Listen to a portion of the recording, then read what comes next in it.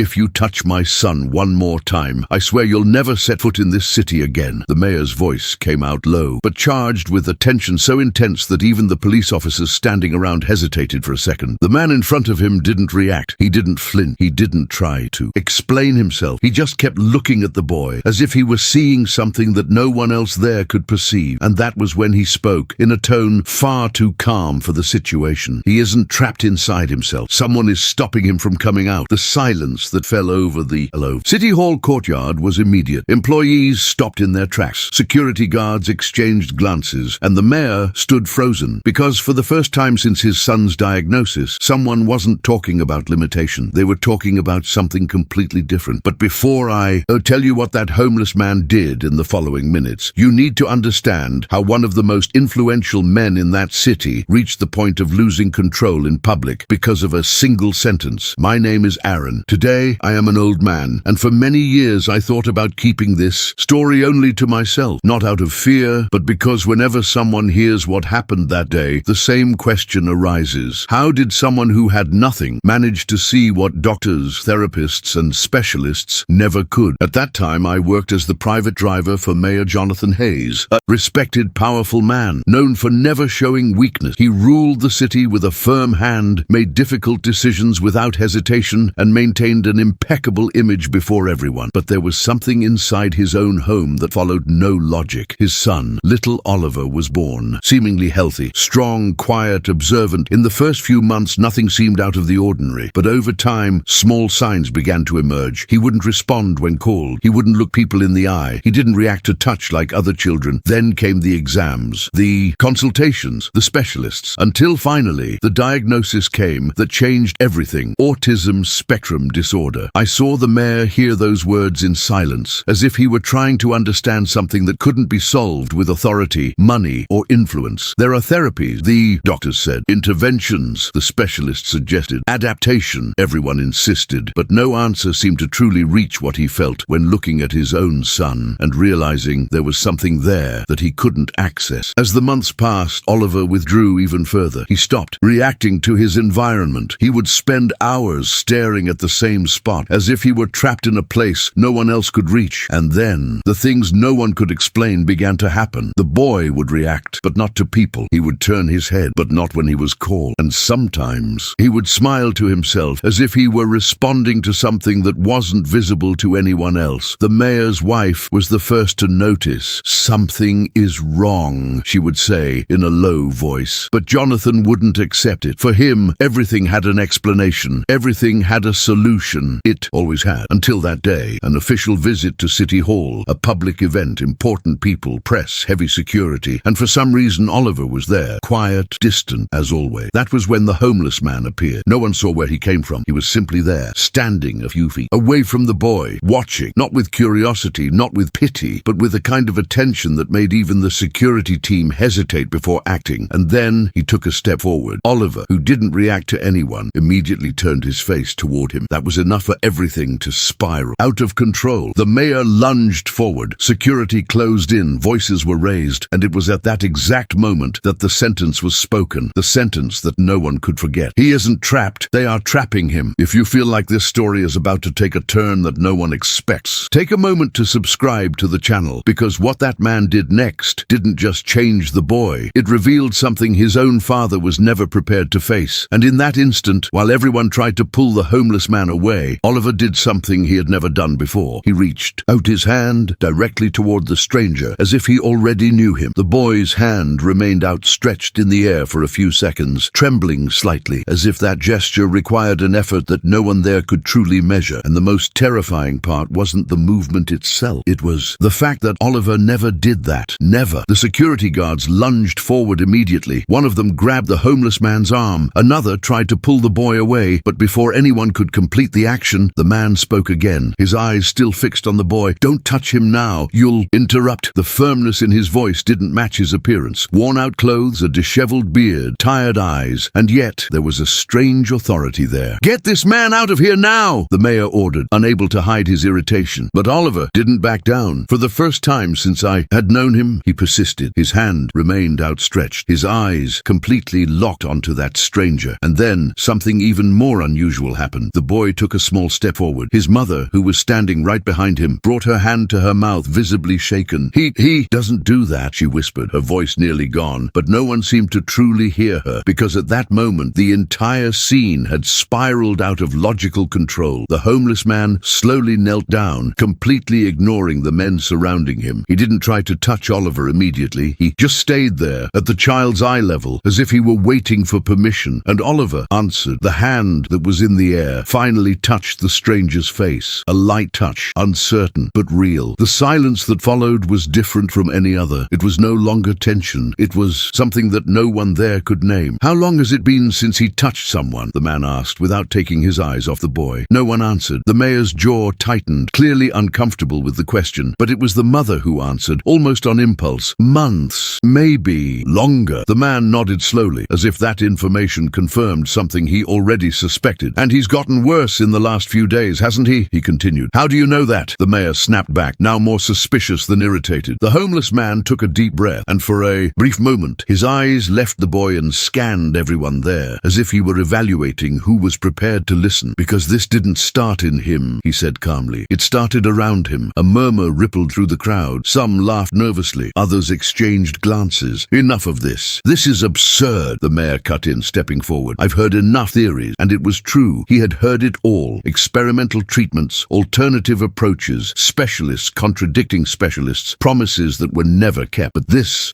was different, because it didn't sound like a theory. It sounded like a statement. "I'm not talking about an illness," the man continued, ignoring the interruption. "I'm talking about interference." The word hung in the air, heavy. The boy's mother wrapped her arms around herself, clearly distraught. "Interference, from what?" The man didn't. The answer immediately. He looked back at Oliver, who now kept his hand resting on the man's face, completely peaceful, as if he were finally in a safe place. And then, in a lower tone, almost like a warning, "There is something here that doesn't want him to communicate." The mayor laughed, but it wasn't a laugh of mockery. It was the kind of reaction someone has when they are desperately trying to reject something they can't explain. "That is ridiculous," he said, but his voice wasn't as steady as before, because deep down, something was bothering him, something he didn't want to admit. In the last few days, Oliver had worsened inexplicably. More intense meltdowns, sleepless nights, reactions to empty spaces, as if he were fleeing from something invisible. And now, this man appeared out of nowhere and described exactly what was happening. "Have you ever felt like this house has grown heavier?" the homeless man asked suddenly, looking directly at the mayor. "That was too much. Take him away, now." The security guards finally pulled the man with more force. Oliver reacted immediately, trying to get close again, emitting a desperate sound that no one there had ever heard before, a sound of protest, of loss. And as he was being dragged away, the homeless man still managed to say, looking directly at the boy, "I'll come back. You are not alone." Oliver stopped. He stopped resisting. He stopped making any sound, and he returned to absolute silence, as if something had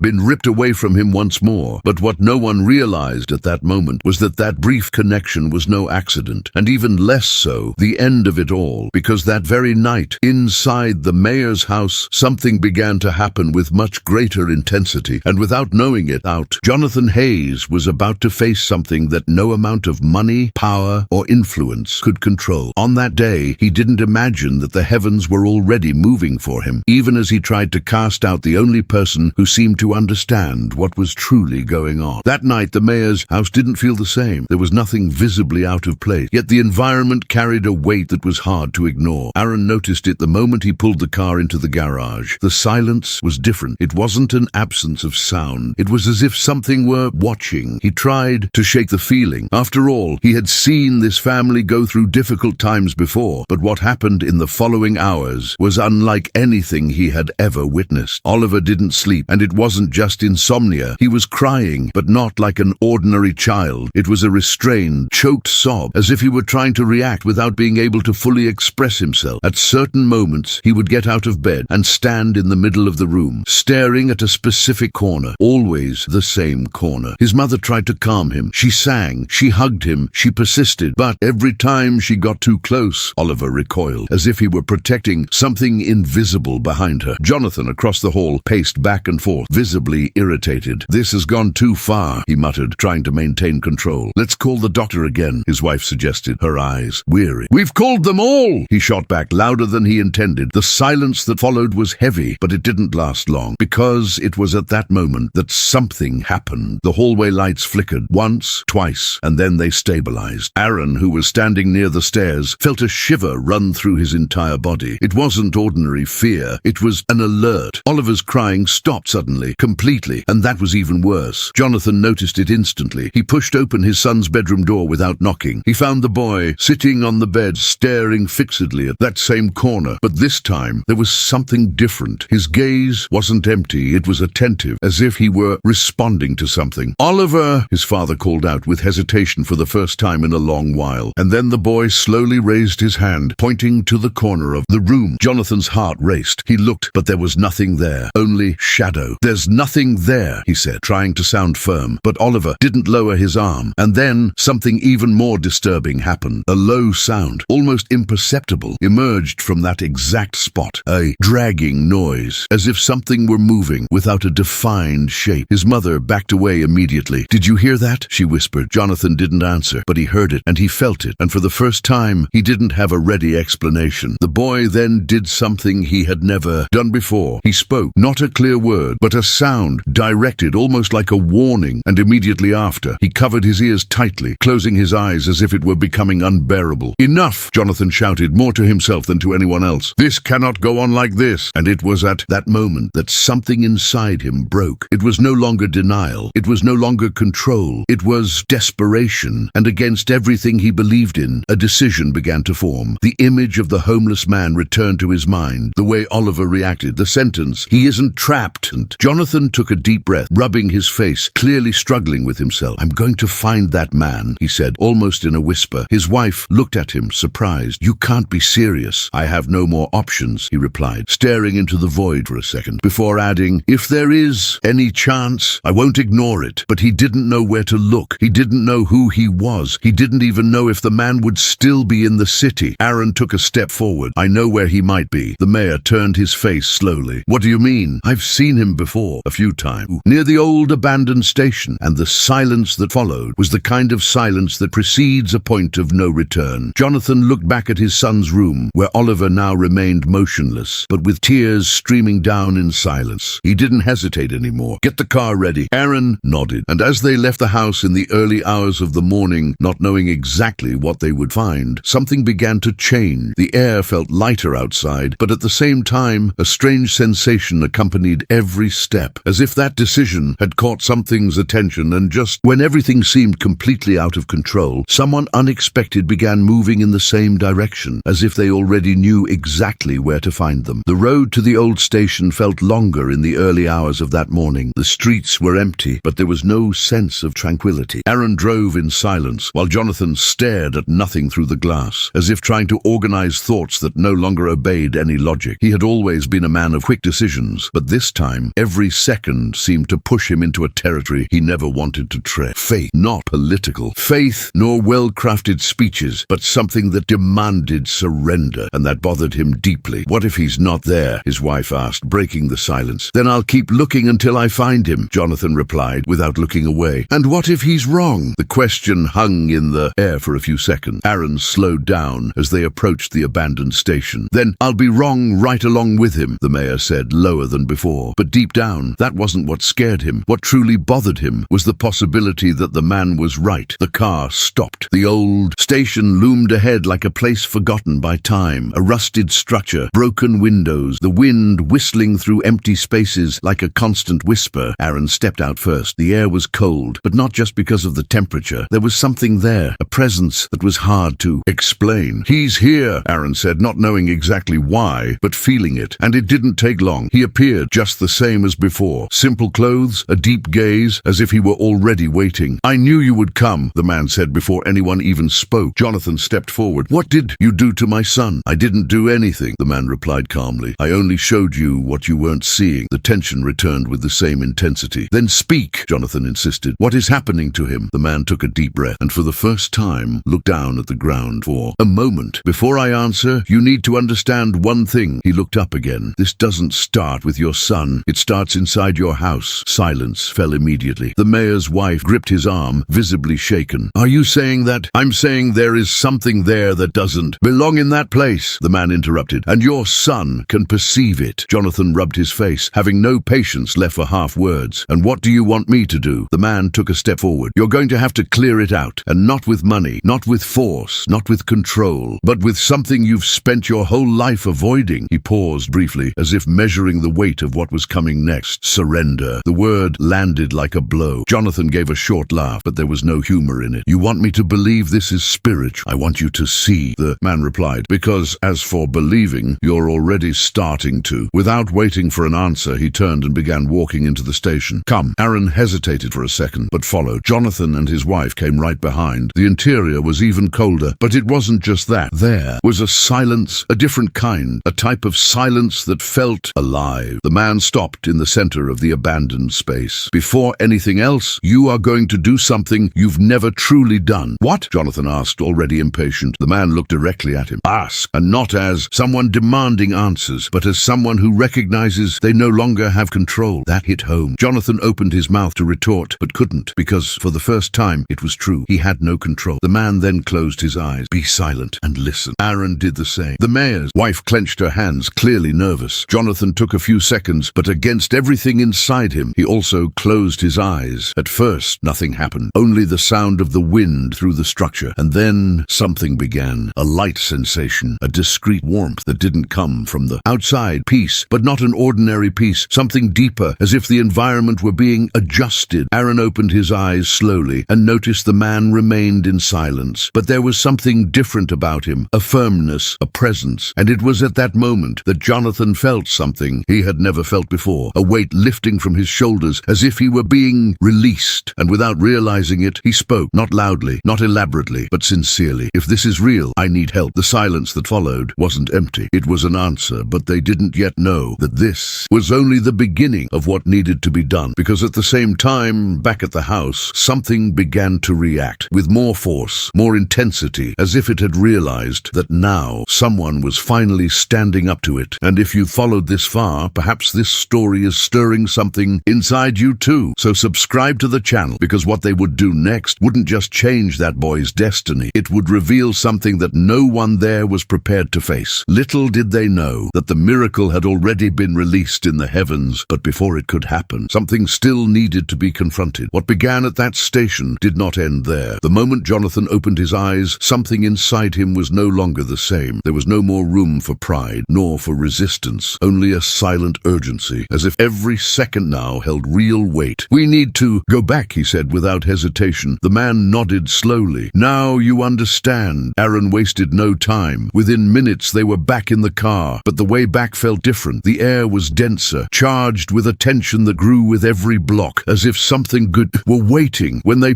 finally reached the house, even before the car had come to a full stop, they heard it. The sound came from inside, a blunt crash, then another. The wife pressed her hand to her mouth. "Oliver!" Jonathan ran. Without thinking, without measuring the consequences, he burst through the door. And what they found on the other side made everything stop for an instant. The lights were flickering wildly. Objects were out of place. Chairs had been moved as if they had been pushed. And in the center of the living room, Oliver, the boy, was standing, his body rigid, his eyes clamped shut. His hands were pressing against his head as if he were trying to block out something coming from within or from without. "Oliver!" his mother screamed, trying to move toward him. But before she could take a second step, the man caught her arm. "Not now!" He stepped forward alone, steady gaze, unwavering presence.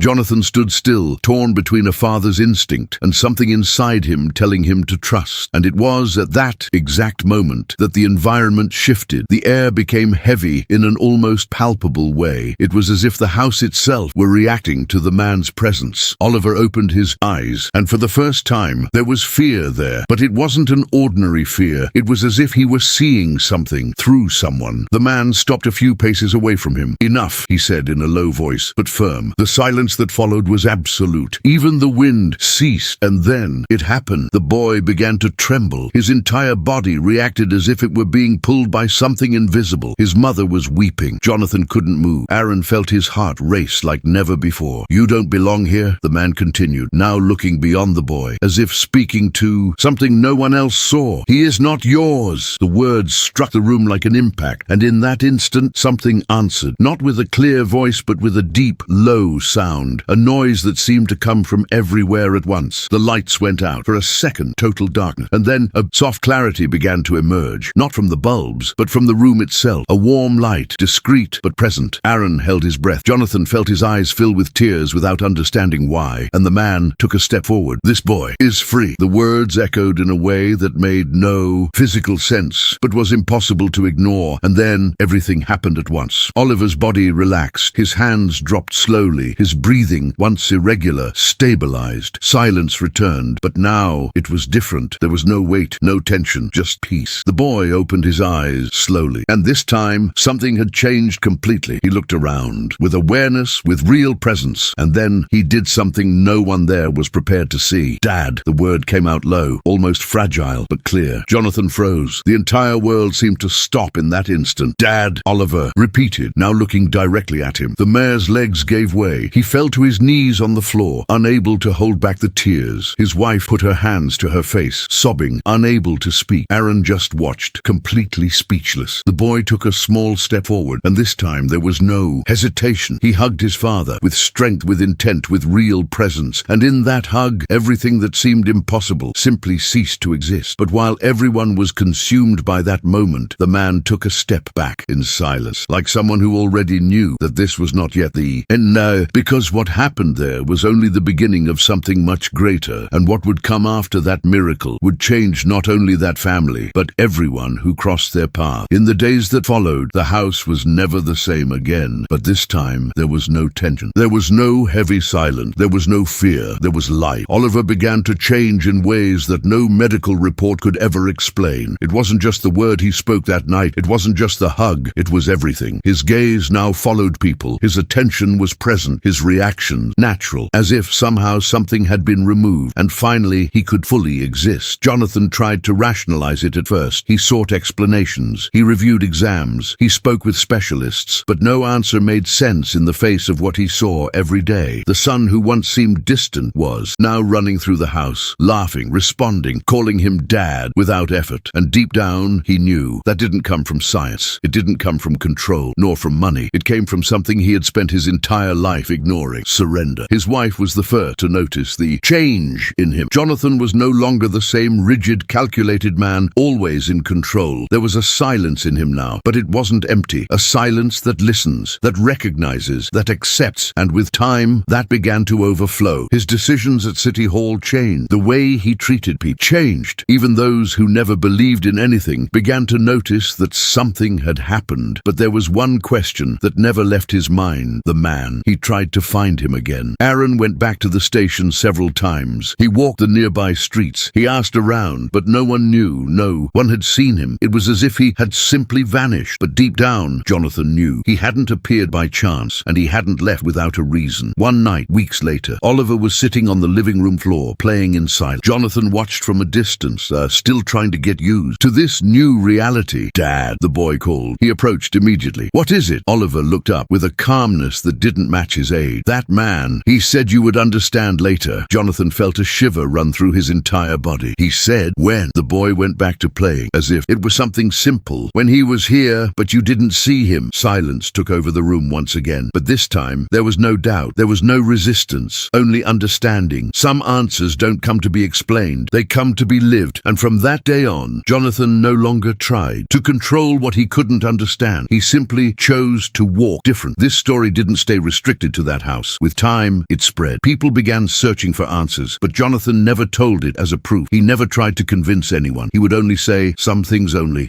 happen when we stop resisting." And Aaron, today, now with white hair, still tells this story with the same certainty as the first day, not to impress, but because he knows that someone somewhere might be exactly where Jonathan was, without answers, without control, just waiting for something to happen. And perhaps what that person needs is no longer more strength, nor more trying, but only a step of surrender. If this story reached you in some way, perhaps it wasn't by chance. So, if you want to keep hearing accounts like this, subscribe to the channel, because sometimes that which changes everything starts exactly when it seems there is no way out. And even after everything that happened, there is still a question that has never stopped echoing. Who truly was that man? And how many other stories like this are still waiting to happen?